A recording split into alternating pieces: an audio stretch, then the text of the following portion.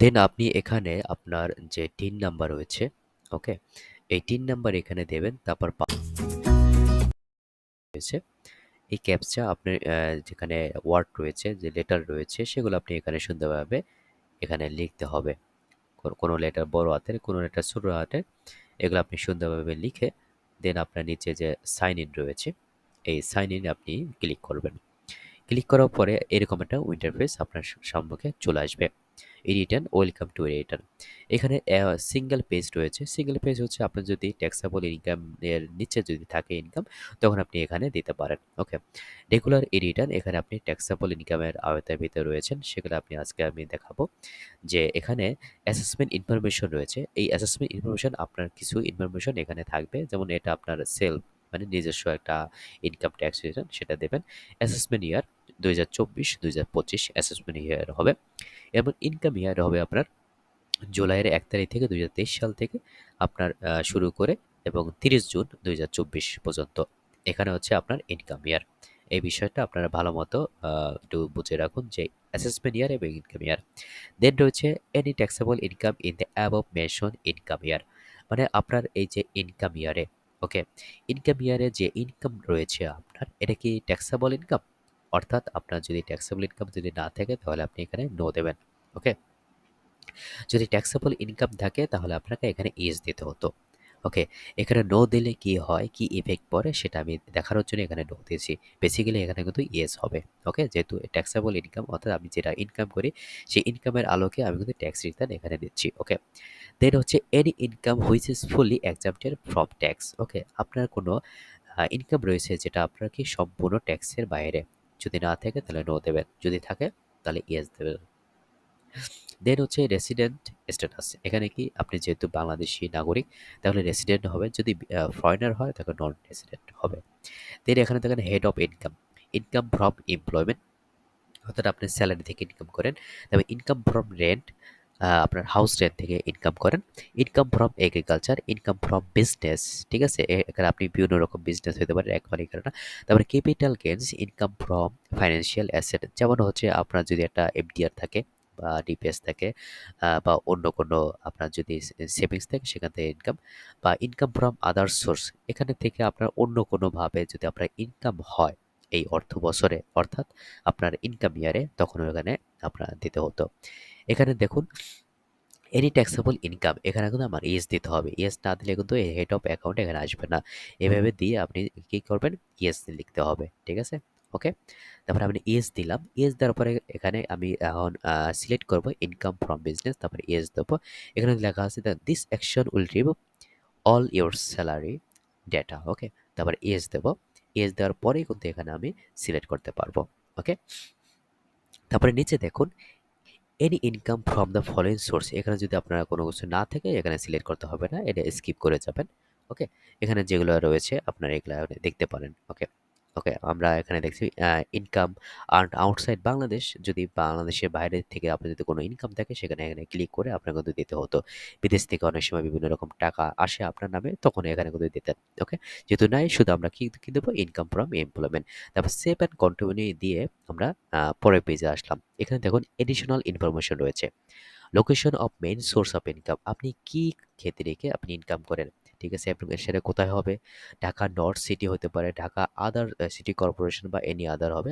আমি any other হব দেব, যেহেতু এটা অন্য জায়গার একটা ব্যক্তির এই রিটার্ন আমি করতেছি। দেন আপনারা এখানে নিচে ৩ টি পার্ট রয়েছে। এই ৩ টি পার্টের আলোকে যদি আপনার যদি না থাকে তাহলে এখানে আপনি স্কিপ করে যাবেন। ওকে? দেন হচ্ছে আপনি এখানে একটা বিষয় চিন্তা করতে হবে, ক্লেম ট্যাক্স। ঠিক আছে? ক্লেম ট্যাক্স যেটা রয়েছে এখানে ক্লেম ট্যাক্সের হিসাবে আপনার যদি ইনভেস্টমেন্ট রয়েছে যেখানে আপনি ট্যাক্সেবল ক্লেম করতে পারেন সেটা দিবেন। তারপর দেখেন এখানে গ্রোস ওয়েলথ ওভার ৫০ লাখ, অর্থাৎ আপনি যদি ৫০ লাখ টাকার নিচে যদি থাকে তাহলে নো দেবেন। তো মোটর কার যদি না থাকে নো দেবেন, যদি থাকে ইয়েস দেবেন। তারপর হচ্ছে হ্যাভ হাউস প্রপার্টি, যদি আপনার যদি না থাকে তখন নো দেবেন, যদি থাকে ইয়েস দেবেন। তারপর হচ্ছে আপনার কি মানে আপনার লাইফ স্টাইলের যে এক্সপেন্স রয়েছে সেটা আপনি এখানে দেখাবেন, সেটা নিয়ে ইয়েস দেবেন। তারপর সেভ অ্যান্ড কন্টিনিউ দিয়ে আমরা পরের পেজে যাব।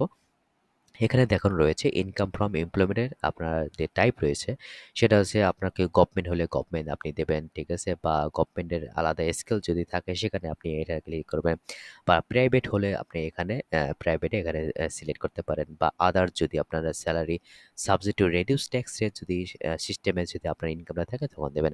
এখানে আমি প্রাইভেট এখানে সিলেক্ট করলাম যেহেতু এটা প্রাইভেট জব। ওকে, তারপরে এর যে আপনারা দেখতে পাবেন যে এখানে রয়েছে নেম অফ দ্য এমপ্লয়ার, অর্থাৎ এখানে আপনারা কি করবেন, আপনি যেখানে জব করেন সেই প্রতিষ্ঠানের নাম এখানে আপনি অবশ্যই দিতে হবে। আপনি এনজিও হতে পারেন বা কোনো একটা কোম্পানি হতে পারেন, হঠাৎ যেখানেই থাকুন না কেন, ঠিক আছে। এই ব্যক্তি যেহেতু একটা এনজিওতে জব করে সেজন্য আমি এখানে তার এনজিওর আমি নামটা এখানে মানে ইনপুট করব, ঠিক আছে। লাইক এখানেও আপনারা আপনার যে প্রতিষ্ঠান রয়েছে সেই প্রতিষ্ঠানের নাম আপনারা সুন্দরভাবে এখানে আপনার ইনপুট করবেন, সুন্দরভাবে লিখে দেবেন, ঠিক আছে।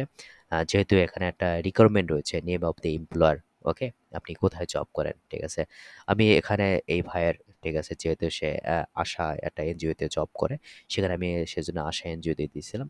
তারপরে হচ্ছে ডেজিগনেশন, তার ডেজিগনেশন কি, ঠিক আছে, এখানে আমি আহ, সে অফিসার লেভেলে সে জব করে, ঠিক আছে, আমি ডেজিগনেশন আমি তার এই যে অ্যাকচুয়াল ডেজিগনেশন সেটা আমি দিয়ে দিলাম অ্যাসিস্ট্যান্ট অফিসার। ওকে, এখানে আপনার যে ডেজিগনেশন রয়েছে সেটা আপনারা এখানে দিয়ে দেবেন। তারপর হচ্ছে এখানে নিচে দেখুন পার্টিকুলার্স রয়েছে বেসিক স্যালারি, তার হচ্ছে এখানে বেসিক স্যালারি আমি এখানে জাস্ট আপনাদের এক্সাম্পল বোঝানোর জন্য, ঠিক আছে, এখানে একটা অ্যাকচুয়াল তার যে অ্যাকচুয়াল ১ বছরের ইনকাম সেটা আমি এখানে দেখাই নাই। আমি এটা পরে দেখাবো ভিডিওর শেষে তার অ্যাকচুয়াল যে ইনকামটা সেটা এখানে আমি ইনপুট করব। এখানে আপাতত আমি নর্মাল একটা অ্যামাউন্ট দিয়ে আপনাদের বোঝাচ্ছি। ধরুন তার বেসিক স্যালারি হচ্ছে ১২,০০০ টাকা। দেন হচ্ছে হাউস রেন্ট অ্যালাওয়েন্স, ধরুন এখানে তার অ্যারাউন্ড কত আসবে? আর ধরুন ৮,০০০ টাকা। ঠিক আছে? মেডিকেল অ্যালাউন্স এখানে আমি ধরলাম ২,০০০ টাকা। অ্যান্ড দেন কনভেন্স অ্যালাউন্স এখানেও আমি ২,০০০ টাকা ধরে নিলাম। ফেস্টিভ্যাল বোনাস ধরুন ফেস্টিভ্যাল বোনাস ঠিক দুটো পাই। দুটোতে ২৪,০০০ আমি এখানে ধরে নিলাম। ওকে। তাহলে এখানে basic salary, house rent, medical, convince, festival সবই আমি এখানে ইনপুট করলাম জাস্ট আপনাদের বোঝানোর জন্য। ওকে। এখানে পরে এসে দেখেন নন ক্যাশ বেনিফিট এখানে যদি না থাকে আপনি স্কিপ করে যাবেন যেহেতু আপনার এটা জিরো রিটার্ন। ওকে, এখানে অত কিছু এখানে থাকবে না। ওকে, বা এই কোম্পানি থেকে বা আপনার এনজিও থেকে আপনার এই ধরনের কোনো ফ্যাসিলিটি প্রোভাইড করে না। তারপরে আমরা সেভ অ্যান্ড কন্টিনিউ দিয়ে পরের পেজে যাব। এখানে হচ্ছে IT10 BB is not mandatory for you, still want to submit, যদি আপনি এখানে ফিল আপ করতে না চান তাহলে নো দেবেন। ঠিক আছে, এখানে আমি expense for food clothing and other essential হিসেবে তার ১ বছরের যে খরচ রয়েছে সেটা আমি দিলাম। তারপরে হচ্ছে তার যদি অ্যাকোমোডেশন এক্সপেন্স অর্থাৎ হাউস রেন্টের বিষয়টা যদি তার না থাকে, তখন আমি এখানে দেব না। একটা কমেন্ট এখানে আপনি দিতে পারেন। ঠিক আছে? আপনি কি কারণে অ্যাকোমোডেশন এক্সপেন্স আপনার হচ্ছে না। ধরুন সে ভিলেজে থাকে, যেমন ভিলেজ ওন হাউসে সে থাকে, যে কারণে তার অ্যাকোমোডেশন এক্সপেন্স তার নেই, 0। ওকে? তারপরে আপনার অন্যান্য যদি এক্সপেন্স যদি আপনার থাকে অটো বা ট্রান্সপোর্টেশন এক্সপেন্স বা হাউসহোল্ড বা ইউটিলিটি এক্সপেন্স সেখানে আপনারা এখানে ক্লিক করতে পারেন, বা এডুকেশন এক্সপেন্স আমি এখানে ১২ দিলাম। এখানে আপনারা দিতে পারেন আপনাদের যতটুকু খরচ হয় ১ বছরে। এনি আদার এক্সপেন্স আমি এখানে কিছু দিয়ে দিলাম। দেন দেখুন তার টোটাল লাইফস্টাইল যে এক্সপেন্স রয়েছে সেটা ৮২,০০০ টাকা। অন্যান্য যে এক্সপেন্স এখানে রয়েছে payment of tax S source, payment of tax surcharge, interest payment of personal loan, environmental charges, total amount of expense and tax কত? ৮২,০০০। ঠিক আছে? তার টোটাল ১ বছরের খরচ। এটা জাস্ট আপনাদের বোঝানোর জন্য আমি দিয়েছি। তারপর সেভ দিয়ে পরের ইসে চলে আসবেন। যেখানে রয়েছে অ্যাসেট অ্যান্ড লায়াবিলিটিস। ঠিক আছে? এখানে আপনার অ্যাসেট কতটুকু রয়েছে, কত ভ্যালু রয়েছে বা আদার্স লায়াবিলিটি কত যদি থাকে বা লোন তাতে থাকে সেখানে এখানে ফিল আপ করবেন। এখানে দেখুন তাহলে অ্যানুয়াল লিভিং এক্সপেন্স ৮২,০০০ সেটা আমি দিয়েছি। নিচেতে এখন loan, loss, deduction, gift, donation এগুলো যদি থাকে আপনারা এখানে ফিল আপ করতে পারেন এখানে ক্লিক করে। সো এখানে দেখুন গিফটের বিষয়টা হচ্ছে পার্টিকুলার রয়েছে name of receiver, TIN of receiver, amount এখানে সুন্দরভাবে ফিল আপ করে আপনারা কিন্তু এখানে দিতে পারেন যদি আপনার গিফট বা ডোনেশন থাকে। সোর্স অফ ফান্ড আপনি এখানে যেমন আমি জাস্ট আপনার বোঝানোর জন্য এখানে লিখেছিলাম ৩২,০০০ টাকা তার ১ বছরের কি ইনকাম, কিন্তু তার আরও বেশি আমি পরে এখানে ফিল আপ করে আপনাদের দেখাচ্ছি। যেহেতু এটা তার first income, first tax return সেহেতু এখানে কি জিরো হবে। ঠিক আছে? গ্রোস রয়্যালটি এখানে জিরো, যেহেতু এটা সে খুবই জিরো রিটার্ন দিচ্ছে, ঠিক আছে, যে কারণে এখানে জিরো চলে আসছে, অন্য কিছু সে ফিল আপ করে নাই। এখানে তার আদার ফান্ড আউটফ্লো ডিউরিং ৮২,০০০ রয়েছে, total fund outflow ৮২,০০০, source of fund ৪৮,০০০, এখানে দেখেন ডিফারেন্স কিন্তু ৩৪,০০০ রয়েছে। এখানে আপনাকে একটা বিষয় চিন্তা করতে হবে, ডিফারেন্স কিন্তু এখানে অবশ্যই জিরো হতে হবে। যদি ডিফারেন্স জিরো না হয় সেক্ষেত্রে কিন্তু আপনাকে এনবিআর যারা রয়েছে তারা কিন্তু আপনাকে নোটিশ দেবে। ওকে, সো আপনাকে এখানে জিরো করবেন কীভাবে, এখানে আপনার ক্যাশ ইন হ্যান্ডে দেখাতে পারেন অথবা আদার্স রিসিপ্ট সেখানে দেখাতে পারেন, ঠিক আছে, যদি আপনার আদার রিসিপ্ট থাকে সেখানে আপনি এখানে উল্লেখ করতে পারবেন। যেমন হচ্ছে পার্টিকুলার হিসেবে ফ্যামিলি রিসিপ্ট, ফ্যামিলি থেকে আপনি রিসিভ করছেন সেখানে আপনি এভাবে এখানে দিতে পারেন। উপরে আরেকটি ফিল আপ করা বাকি আছে, সেটা আমরা করব। তবে এখানে তার আগে আমরা দেখি যে এখানে সেভ অ্যান্ড কন্টিনিউ দিয়ে সেখানে কাজ হয় কিনা। জাস্ট আপনাদের বোঝানোর সুবিধার্থে আমি এখন সেটা দিয়ে দেখাচ্ছি। এখানে কিন্তু হচ্ছে না, ঠিক আছে?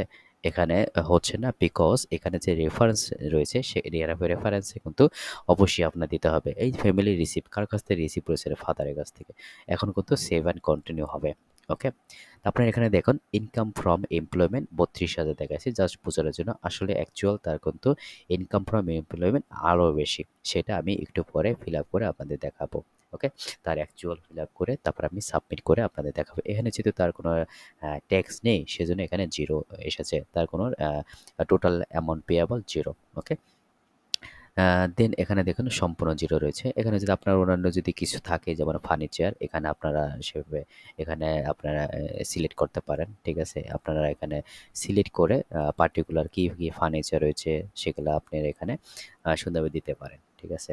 তারপরে এখানে টাইপ অফ অ্যাকুইজিশন অর্থাৎ পারচেজ বা গিফট বা ইনহেরিটেন্স, ঠিক আছে? আপনারা সেভাবে আপনারা এখানে দেবেন, গিফট দিতে পারেন, ঠিক আছে? আপনাদের খুশি মতো। ওকে, তো কত কোয়ান্টিটি আপনার ফার্নিচার রয়েছে, যেমন ৪ টা। এবং এখানে অবশ্যই আপনার কিন্তু ভ্যালু দিতে হবে। ভ্যালু না দিলে কিন্তু হবে না। এখানে কিন্তু ভ্যালু দিতে হবে। আমরা চলুন উপরে যাই। এখানে ভ্যালু দেই। ওকে? এগুলো করছি জাস্ট আপনাদের বোঝানোর জন্য। ঠিক আছে? ধরুন ৫০,০০০। ওকে? এখানে কিন্তু ডিফারেন্স কিন্তু ৫০,০০০ রয়েছে। এখানে 0 হবে। সো এখানে আমি আরো কি করতে পারি? ক্যাশ ইন হ্যান্ডে বা আদার্স আ যেখানে রয়েছে এখানে আমি পারচেজটাই দিয়ে রাখি। ওকে? আ তাহলে এখানে সেভ অ্যান্ড কন্টিনিউ দিয়ে আমি এখানে চলে আসলাম। এখানে দেখুন তার টোটাল ইনকাম ফ্রম এমপ্লয়মেন্ট কিন্তু তাহলে ২,০৮,০০০ টাকা। এটা কিন্তু তার অ্যাকচুয়াল। ঠিক আছে? সেটা আমি ফিল আপ করেছি। যেটা আপনাকে ভিডিওতে দেখায় নাই। তাই ট্যাক্স এক্সামটেড ইনকাম কত? ১,০৪,০০০ টাকা। এখানে আমি সেভ দেব। ওকে? আর তার টোটাল অ্যামাউন্ট পেয়াবল কত? 0, যেহেতু তার ট্যাক্সেবল ইনকাম নেই। এখানে যদি আপনার যদি ট্যাক্স থাকতো তাহলে কিন্তু এখানে ওই ফিল আপ করতে হতো। যেহেতু তার ট্যাক্স নেই সো এখানে তার আর কিছু ফিল আপ করার দরকার নেই। সো আপনার নিচে দেখুন আবার দেখাচ্ছি। তার টোটাল পেয়াবল যেহেতু 0 আমি কন্টিনিউ করলাম।